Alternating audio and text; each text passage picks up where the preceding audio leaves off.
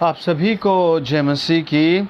और आज थर्सडे की प्रार्थना सभा में मैं परमेश्वर का जन प्रदीप बर्मन आपका स्वागत करता हूं और राजाओं के राजा के पवित्र पवित्र चरणों में स्वागत करता हूं, उस महान दयालु ईश्वर के चरणों में जो आपकी प्रार्थनाओं का उत्तर देता है, जो आपकी आवाज़ सुनने को तैयार रहता है, जो आपके घर आकर आपको ब्लेस करना चाहता है, जो आपकी समस्याओं को आपके ऊपर से हटाना चाहता है, जो आपके पापों को क्षमा करके आपको नया व्यक्ति बनाना चाहता है। उस पवित्र प्रभु यीशु नासरी के पवित्र पवित्र चरणों में आप सबका स्वागत है। आप जहाँ कहीं भी सुन रहे हैं, आज आप वहीं पर अपनी समस्या से छुटकारा पाएंगे और आपके ऊपर वहीं आशीष आएगी। आमीन। एक बहन आत्महत्या करने वाली थी पिछले दिनों में, और जब उससे पूछा सबने, आप क्यों मरना चाहते हैं, आप क्यों मरना चाहते हैं, आप क्यों ऐसे आत्महत्या कर रहे हैं, उसने एक ही बात बताई कि पता नहीं पिछले 4 साल से कौन सी अड़चन मेरी शादी रोक रही है। आप प्रभु यीशु मसीह के एक धर्मी व्यक्ति है। आज प्रार्थना में जाने से पहले कुछ वचन मैं आपके साथ धार्मिकता के बारे में बात करूंगा। आमीन। आप मेरे साथ निकालिए भजन संहिता 37 और उसका 11 वचन। यदि आपके पास बाइबल नहीं है तो आप अपने फ़ोन के प्ले स्टोर में BIBLE बाइबल लिखें और जो भाषा आप पढ़ते आपको उसी भाषा में बाइबल मिल जाएगी। देखिए, पढ़े मेरे साथ 11 वचन, भजन संहिता 37 और उसका 11 वचन। नरम लोग पृथ्वी के अधिकारी होंगे और बड़ी शांति के कारण आनंद मनाएंगे। और फिर उसका 29 वचन, धर्मी लोग पृथ्वी के अधिकारी होंगे और उसमें सदा बने रहेंगे। और 30 वचन, धर्मी अपने मुंह से बुद्धि की बातें करता है और न्याय का वचन कहता है। आपका नौकरी लगने में यदि देर हो रही है तो आप ना डरें, आपकी शादी होने में देर हो रही है तो आप ना डरें, क्योंकि प्रभु यीशु मसीह कहता है कि धर्मी पर आशीष आएगी ही आएगी। जब हम नीति वचन 11 अध्याय को पढ़ते हैं तो उसका 8 वचन कहता है, धर्मी विपत्ति से छूट जाता है परंतु दुष्ट उसमें पड़ा रहता है। धर्मी विपत्ति से छूट जाता है परंतु अधर्मी या पापी उसमें पड़े रहते हैं। आमीन, हालेलुया। आपके लिए प्रभु की आवाज़ है आज कि आप उससे छूट जाएंगे। आप जिस समस्या में फंसे हैं, प्रभु आपको उससे छुड़ाएगा। आपकी जो भी मेन प्रॉब्लम आपको सता रही है, प्रभु आपको उससे छुड़ाएगा। नीति वचन 11 अध्याय 8 वचन कहता है, धर्मी विपत्ति से छूट जाता है। उसके वचन आपकी ज़िंदगी में पूरे होंगे। आसमान टल जाएगा, ज़मीन टल जाएगी, लेकिन उसके वचन पूरे होंगे। यशायाह 42 अध्याय बताता है उसका वचन आपके लिए पूरा होगा। और जब हम मत्ती 5 अध्याय 17 और 18 वचन कहते हैं, उसका वचन पूरा होगा, आपके लिए उसका वचन पूरा होगा। बाइबल देखिए क्या कहती है, पढ़े मेरे साथ। नीति वचन 11 अध्याय और उसका 21 वचन, मैं दृढ़ता के साथ कहता हूँ, बुरा मनुष्य निर्दोष न ठहरेगा परंतु धर्मी का वंश बचाया जाएगा। प्रभु का वचन कहता है कि कई बार आदमी ऐसे व्यक्ति को देखकर एक धर्मी व्यक्ति भी टूट जाता है कि जब अधर्मी व्यक्ति सफल होता है, आनंद से रहता है, और लेकिन धर्मी कई बार बीमारी में, गरीबी में और दुख में जा कर के बहुत टूट जाता है। आप घबराए नहीं, आप डरे नहीं, प्रभु आपको जिता कर रहेगा। प्रभु आपको स्वर्ग तक ले जाएगा। इस पृथ्वी पर भी वो आपसे आज बात कर रहा है, आपके छुटकारे की, आपकी शांति की। आपके मन में किसी के प्रति ईर्ष्या ना हो, कुड़कुड़ाहट ना हो, किसी के प्रति ऐसी भावना ना आए कि वो सफल है और मैं असफल हूँ। आप अपनी सफलता की बाट जो है दूसरे की सफलता के लिए आप प्रभु की आराधना करें। आज आपको वो सफलता देगा। उसके पास आपके लिए है, उसके पास मेरे लिए है, उसके पास हर एक व्यक्ति के लिए आशीष है। देखिए वचन क्या कहता है, नीति वचन 11 अध्याय और उसका 23 वचन। धर्मियों की लालसा तो केवल भलाई की होती है, परंतु दुष्टों की आशा का फल क्रोध ही होता है। और प्रभु आपसे बात कर रहा है। प्रभु कहता है कि धर्मियों की लालसा केवल भलाई की होती है, और आपकी भलाई के द्वारा आपके परिवार पर आशीष आएगी, और आपकी भलाई के द्वारा आप जहाँ रहते हैं वहाँ आशीष आएगी। और सच में एक भला व्यक्ति पा करके उसका परिवार धन्य हो जाता है। एक भला व्यक्ति पा करके उसके पड़ोसी धन्य हो जाते हैं। तो आप भी एक ऐसे धर्मी व्यक्ति बने जिसे पाकर परिवार पड़ोसी खुश हो जाएं। आमीन। मेरा आग्रह है कि आप पूरा परिवार एक अच्छा धर्मी व्यक्ति बन जाएं। प्रभु कहता है 28 वचन में 11 अध्याय के, जो अपने धन पर भरोसा रखता है वह गिर जाता है, परंतु धर्मी लोग नए पत्ते के समान लहराते रहेंगे। आमीन। प्रभु आपको लहराएगा। हालेलुया। आपका समय आया है कि अब प्रभु आपको आपकी मृत्यु के बिस्तर से निकाल रहा है, आपको उस दर्द से छुड़ा रहा है जो आपको सालों से परेशान कर रहा है, और वो पाप की सज़ा जो आप ढो रहे थे उसे आपके जीवन से उतार देगा। इसीलिए आप कहें, प्रभु यीशु मुझे वो लहराता हुआ जीवन दीजिए। हे प्रभु, नीति वचन 11 अध्याय 28 वचन पूरा करो, मुझे लहराता हुआ जीवन दीजिए। हे प्रभु यीशु, मुझे वो लहराता हुआ जीवन दीजिए। और फिर क्या कहती है बाइबल, पढ़े मेरे साथ नीति वचन 11 अध्याय और उसका 30 वचन। धर्मी का प्रतिफल जीवन का वृक्ष होता है, और बुद्धिमान मनुष्य लोगों के मन को मोह लेता है। 31, देख धर्मी को पृथ्वी पर फल मिलेगा तो निश्चय है कि दुष्ट और पापी को भी मिलेगा। और आप धर्मी हैं, आप प्रभु के राज्य में काम कर रहे हैं, आप बिना कुड़कुड़ाए बिना गालियाँ दिए हुए जी रहे हैं। और एक धर्मी व्यक्ति सहनशील होता है। आज दुनिया से सहनशीलता जा चुकी है। अगर गरीबी है तो लोग सहते नहीं, बीमारी है सहते नहीं, कोई उपद्रव होगा सहते नहीं, तुरंत एक्शन लेते हैं और नाश ले आते हैं, लड़ाइयाँ ले आते हैं, मुकदमे ले आते हैं। और तुरंत जब एक पति पत्नी में झगड़े उभर जाते हैं तो तुरंत डिवोर्स ले लेते हैं। आपको ऐसा नहीं करना। आपको समस्या वाली जगह से नहीं भागना। आपको प्रभु के सामने उस जगह को अपने आप को समर्पित करना है। आपको जहाँ आपका झगड़ा है, आपका जहाँ क्लेश है, आपको जो चीज़ सता रही है, आप उसे प्रभु के सामने रखें और कहें, प्रभु आपका वचन कहता है कि धर्मी लहराएंगे। हे प्रभु, मैं कैसे लहराऊं?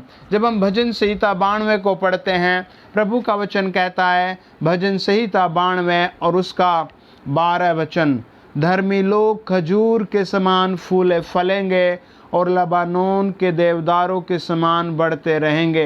प्रभु आपको बढ़ाएगा। आमीन। आपके अंदर यीशु मसीह का जीवन है। आपको अपने अंदर यीशु मसीह को रखना है और बार बार कहना है, प्रभु अपना वचन पूरा कर और मुझे लहरा। आमीन। और भजन संहिता 92 उसका 12 वचन कहता है, वो फूले फलेंगे और लबानोन के देवदारों के समान बढ़ते रहेंगे। प्रभु आपको बढ़ाएगा। आपको भी बढ़ना है, रुकना नहीं। आपका काम कितने साल से रुका हुआ है, कितने दिन से आप ऐसे पड़े हुए हैं, आज से आप कहें, प्रभु मुझे बढ़ाइए, प्रभु मुझे लहराता हुआ बनाइए। जब हम प्रभु यीशु मसीह को देखते हैं, पवित्र प्रभु यहोवा के वचन को पढ़ते हैं, तो बाइबल हमें एक ही बात बताती है। उत्पत्ति 1 अध्याय में जब प्रभु ने पेड़ बनाए तो उन्हें आशीष दी, जब प्रभु ने जानवर बनाए तब आशीष दी। और 1 अध्याय का 27 और 28 वचन कहता है, और प्रभु ने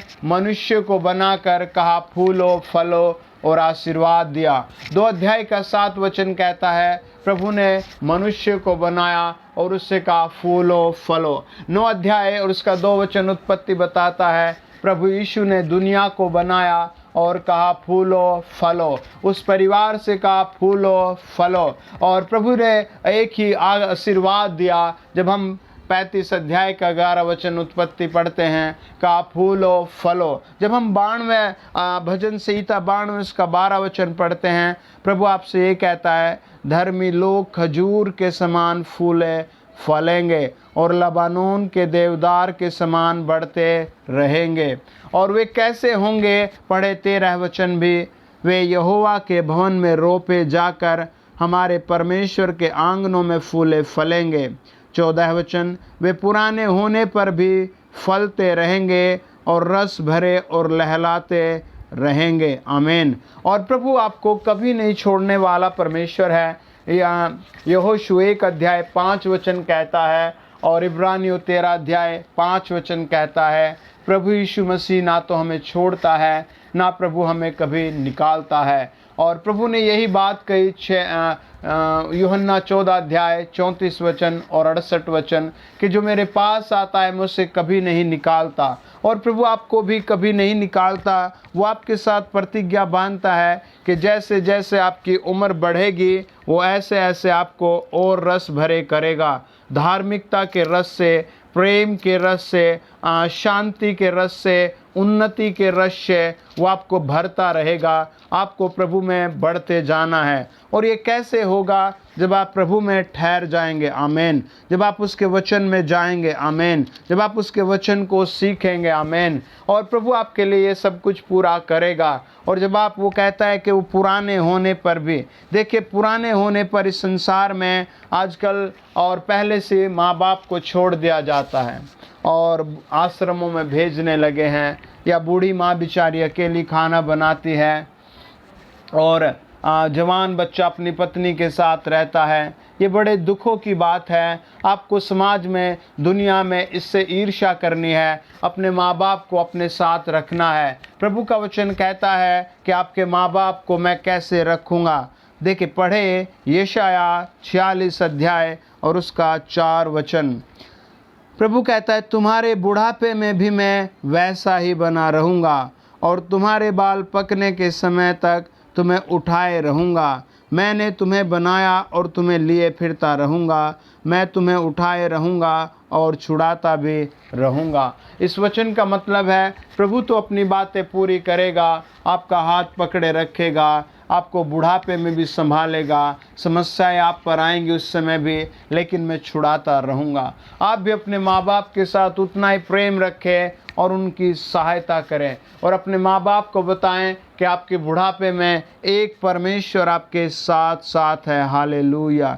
और वो क्या कहता है जब हम यशायाह 46 अध्याय 7 वचन पढ़ते हैं, वो कहता है परमेश्वर उसको कंधे पर उठा कर लिए फिरते हैं। वे उसे उसके स्थान में रख देते हैं और वह उसे खड़ा करता है। और परमेश्वर आपको खड़ा करता है। आमीन। और हर एक विपत्ति से छुड़ाकर आपका उद्धार करता है। आपको प्रभु में टिक जाना है। आपको रोज़ प्रार्थना करनी है। अगर आपके पास ऐसी कोई सुविधा नहीं, ज्ञान नहीं, तो आप वीडियो को बार बार सुनें और ज़मीन पर ही मैट बिछाएं, कुर्सी पर ही बैठ जाएं, सोफे पर ही बैठ जाएं और एकांत में इंटरनेट को छोड़ करके और सारी बातों को छोड़ करके, म्यूजिक को छोड़ करके, एकांत में घुटने टेक करके आप प्रभु के सामने बैठकर बात करें और बस इन्हीं शब्दों में प्रार्थना करें, हे प्रभु यीशु, मैं एक पापी व्यक्ति, एक मूर्ख व्यक्ति, कैसे आपकी आराधना करूं,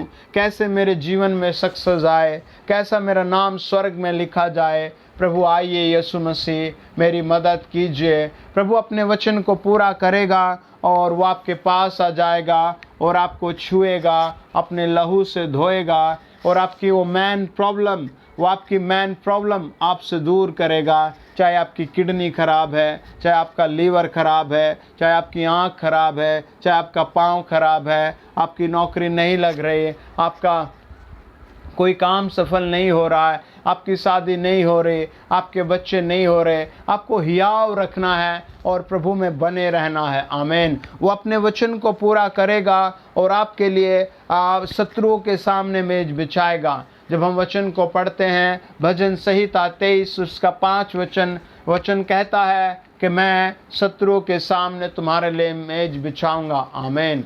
आइए प्रार्थना करें। आज थर्सडे है और आज के दिन तक प्रभु आपको अगले थर्सडे तक हर बीमारी से आज़ाद कर देगा। आमीन। और विश्वास करें, प्रभु आपकी ज़िंदगी में नया काम करना शुरू कर चुका है। अपने फ़ोन के डिस्प्ले पर हाथ रखें। यदि आपके घर कोई बीमार है या आपके घर कोई दुष्टात्मा ग्रस्त है या आपकी नौकरी नहीं लग रही, आप अपने डॉक्यूमेंट को अपने फ़ोन के नीचे रखें और आज आपके ऊपर आशीष आएगी। आदरणीय प्रभु यीशु मसीह, जो लोग मुझे सुन रहे हैं उन्हें अपनी शांति से भर दिया जाए, उन्हें अपनी आत्मा से भर दिया जाए, उन्हें अपने प्रेम से भर दिया जाए।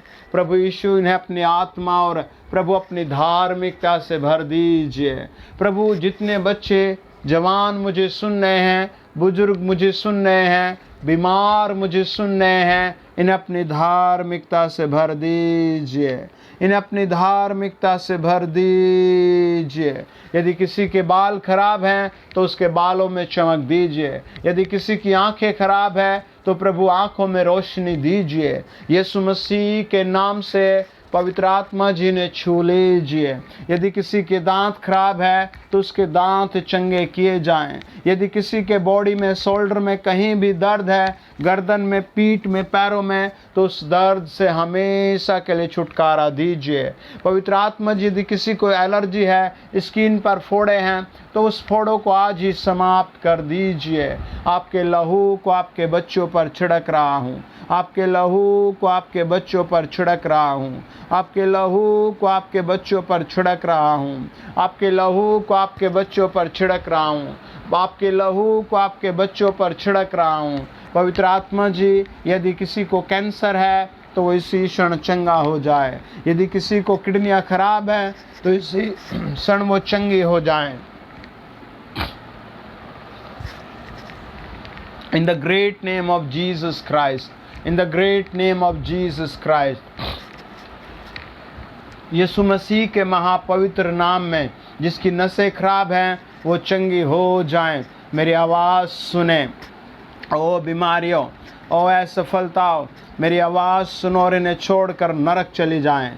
हर एक उस बच्चे की नौकरी के द्वार खुल जाएं जो मुझे सुन रहा है। यीशु के नाम में आप कहें मैं लहराऊंगा। अब आप कहें अब मैं लहराऊंगा, अब मैं बिल्कुल चंगा हो गया, अब मैं बिल्कुल चंगा हो गया, अब मैं बिल्कुल चंगा हो गया, अब मैं लहराऊंगा, अब मैं लहराऊंगा, अब मेरा समय आया कि मैं लहराऊंगा। यीशु मसीह जी, जो लोग उत्तर प्रदेश में सुन रहे हैं उन पर बड़ी ब्लेसिंग दी जाए। जो प्रभु जी बिहार में सुन रहे हैं, उत्तराखंड में सुन रहे हैं, उन पर बड़ी बड़ी ब्लेसिंग आए। जो दिल्ली में, पंजाब में, लुधियाना में सुन रहे हैं उन पर बड़ी बड़ी ब्लेसिंग आए। जो प्रभु कर्नाटका में, राजस्थान में, महाराष्ट्र में, जम्मू कश्मीर में, पंजाब में, केरल में सुनने, उन पर बड़ी बड़ी आशीष आए।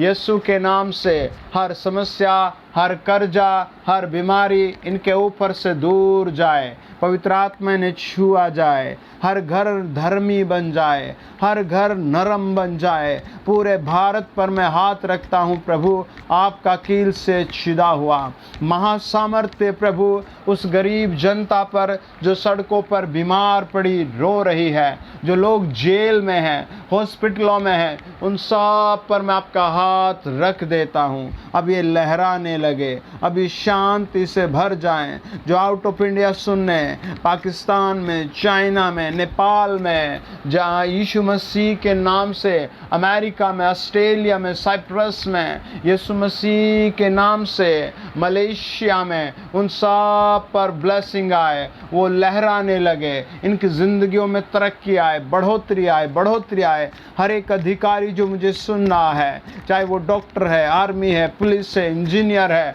हर एक पर यीशु नाम में तरक्की और शांति आए। बुरी लतें कैंसल हो जाएं, दुष्ट आत्माएं समाप्त हो जाएं, भक्ति का भेष आ जाए, भक्ति की गहरी बातें भर जाए, धार्मिकता से जीवन भर जाए और ये लहराने वाले बन जाएं, आनंद से भरे वृक्ष बन जाएं, आनंद और शांति से फलदायी वृक्ष बन जाएं। In the great name of Jesus हर पथरी रिम्यू हो जाए, हर रसोली रिम्यू हो जाए, हर पथरी रिम्यू हो जाए, हर रसोली रिम्यू हो जाए। इसी समय मूवमेंट ले और बाहर जाए बॉडी से। धन्यवाद प्रभु जी, धन्यवाद प्रभु जी। इन बच्चों पर आशीष दे। आप भी कहें धन्यवाद यीशु, आप मुझे लहराने वाला बना रहे हैं, आप मुझे शांति से भरा लहराने वाला बना रहे हैं। मैं आत्मा में कई सारे लोगों को हीलिंग होते देख रहा हूँ, मैं आत्मा में कई बच्चों की अद्भुत नौकरियां देख रहा हूँ, मैं आत्मा में बहुत से बच्चों के बड़े बिजनेस देख रहा हूँ। आप भी पूरे परिश्रम से कहें अब मेरे प्रभु ने मुझे आशीष दे दी, अब मेरी जिंदगी में बदलाव आ रहा, मैं लहराऊंगा। आप भी बोल कर कहें अब मैं लहराऊंगा, अब मैं लहराऊंगा। चाहे आपके सारे रास्ते बंद हैं, चाहे आपके घर में सब कुछ खत्म है, चाहे आप बिस्तर पर पड़े हैं, आप यही कहें प्रभु मैं लहराऊंगा, यीशु के नाम से मैं लहराऊंगा, यीशु के नाम में मैं लहराऊंगा। हर मुकदमा जल जाए, हर क्लेश जल जाए, हर बुरी लत जल जाए। अब ये लहराएं, अब ये लहराएं। प्रभु यीशु मसीह के नाम में हम दुआ करते हैं। आमीन, आमीन। God bless you. यदि आप चैनल पर पहली बार आएँ तो प्लीज़ सब्सक्राइब करें और वीडियो को दूसरे उन भाई बहनों को भेजें जो बेचारे दुख में, समस्याओं में, पीड़ाओं में हैं। और आप अपनी गवाही को व्हाट्सएप ज़रूर करें। मैंने आत्मा में अभी बहुत से लोगों को ऐसे परमेश्वर के हाथ से ब्लेस होते देखा है। आप पूरे विश्वास से अपने घर के हर व्यक्ति को चेक करें और अपनी गवाही को ज़रूर भेजें। God bless you. Have a great day. आमीन। God bless you.